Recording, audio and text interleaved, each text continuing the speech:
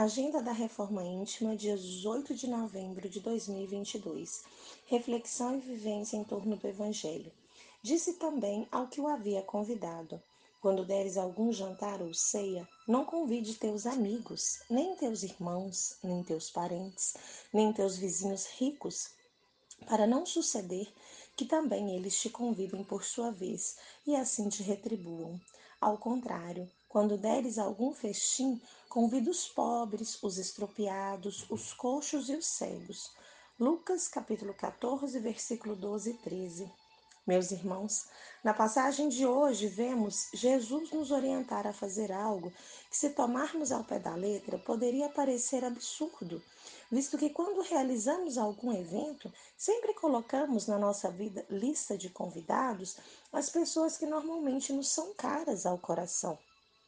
Porém, muitas vezes, vemos que os nomes que constam na lista poderiam muito bem nos retribuir o convite, um evento realizado por eles. Kardec, em O Evangelho segundo o Espiritismo, nos diz sobre esse assunto que estas palavras absurdas, se tomadas ao pé da letra, são sublimes se lhe buscarmos o espírito. Não é possível que Jesus haja pretendido que, em vez de seus amigos, alguém reúna à sua mesa os mendigos da rua. Sua linguagem era quase sempre figurada, e para os homens incapazes de apanhar os delicados matizes do pensamento, precisava servir-se de imagens fortes, que produzissem o efeito de um colorido vivo. O âmago do seu pensamento se revela nessa proposição, e sereis ditosos por não terem eles meios de vô-lo retribuir. Quer dizer que não se deve fazer o bem tendo em vista uma retribuição, mas tão só pelo prazer de o praticar. Usando de uma comparação vibrante, disse: convidai para os vossos festins os pobres, pois sabeis que eles nada vos podem retribuir. Por festins deveis entender, não os repastos propriamente ditos, mas a participação na abundância de que desfrutais.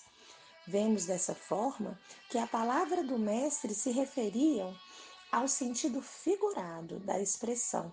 Desse modo, devemos nos alertar em fazer o bem sem esperar o retorno ou retribuição. O bem deve ser feito pelo próprio bem, pelo prazer de o praticar, pela vontade de servir e ser útil.